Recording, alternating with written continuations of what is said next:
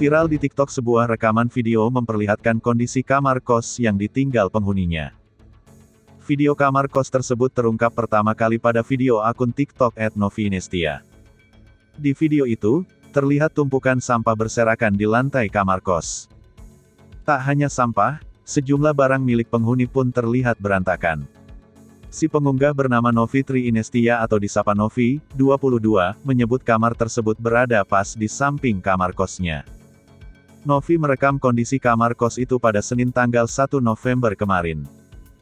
Ia mengaku tak mengenal sama sekali si penghuni, namun dipastikan penghuni itu adalah seorang wanita.